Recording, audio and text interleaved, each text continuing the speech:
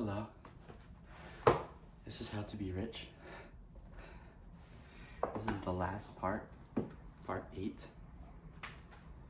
And it's been revised by me in my journal. You see it in the time lapses, kind of how I do it. It's like a little theme for itself. Okay. Let me just find where I'm at really quick. It's not far. A lot of writing. Okay.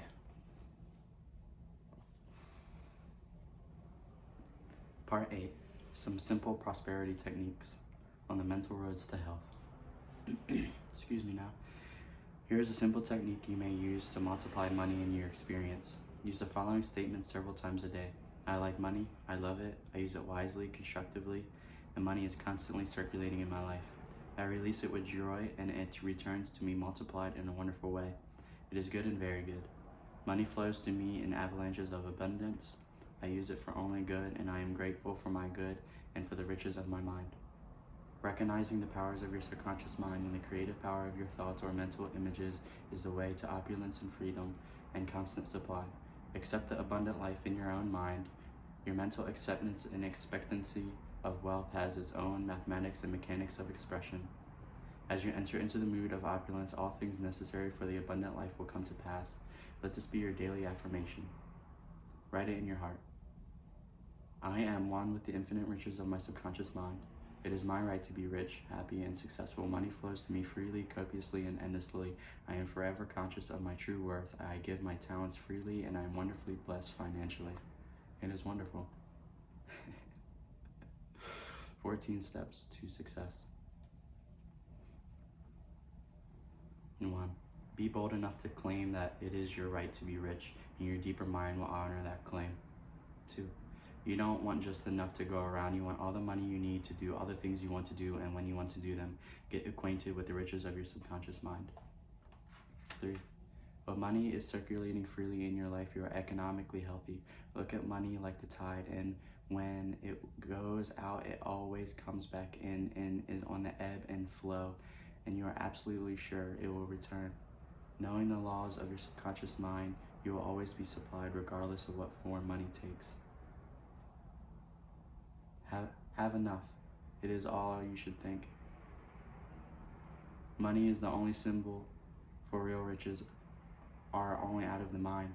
You are here to lead a balanced life. This includes all the money you need. But also claim health, wealth, happiness, peace, true expression, and love, and personally radiate love and goodwill to all. Then your subconscious mind will compound interest in all fields of expression. There is no true poverty. There is no virtue in poverty. Let me repeat that. There is no virtue in poverty.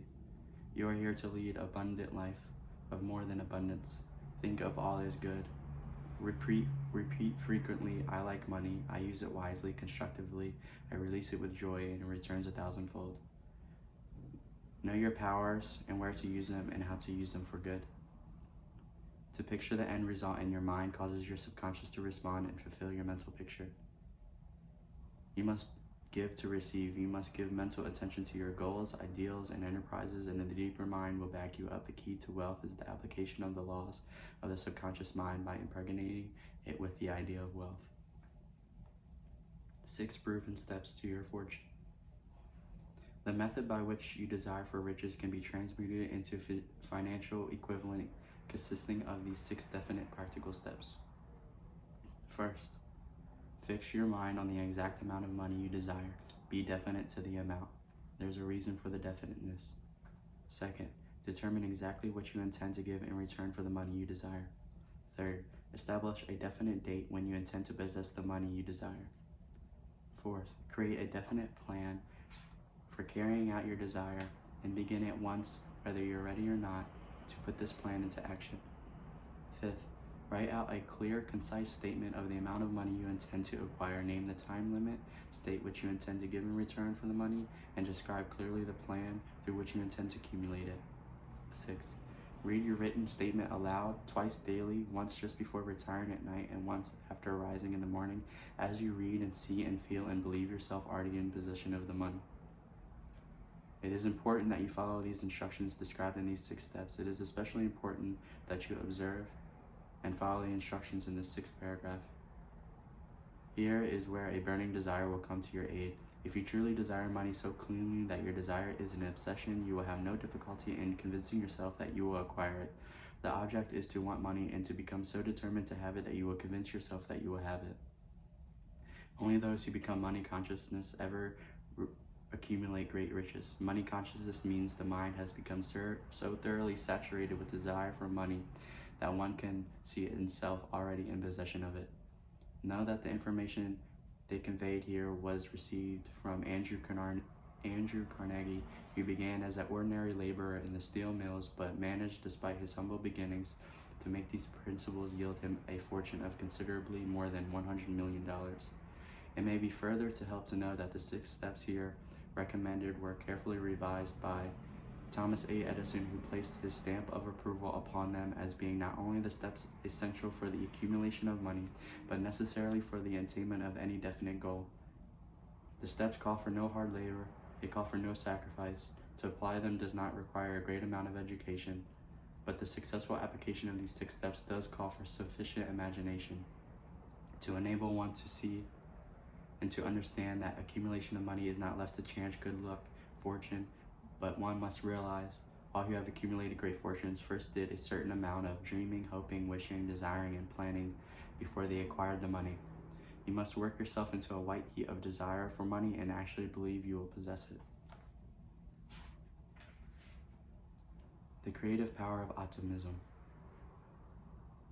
There has been reports of results of studies showing that optimistic people live longer, have higher incomes, and longer marriages.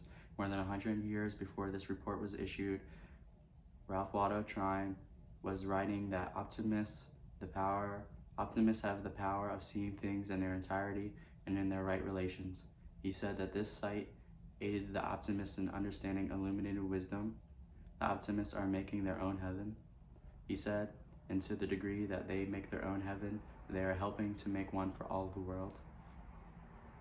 The optimist creed, to be strong, that nothing can disturb your peace, to talk health, happiness, and prosperity to every person you meet, to make all your friends feel that there is something worthwhile in them, to look on the sunny side of everything and make your optimism come true, to think of the best, to work only for the best and only to expect the best, to be just as enthusiastic about the success of others as you are about your own, to forget mistakes of the past and press on to greater achievements on the future, to wear a cheerful expression at all times and to give a smile to every living creature you meet, to give so much time to improving yourself that you have no time to criticize others, to be too large for worry, too noble for anger, too strong for fear, and too happy to permit the presence of trouble, to think well of yourself and to proclaim this fact to the world, not in a loud word, but in great deeds, to live in faith that the whole world is on your side, so long as you are true to the best that is within you.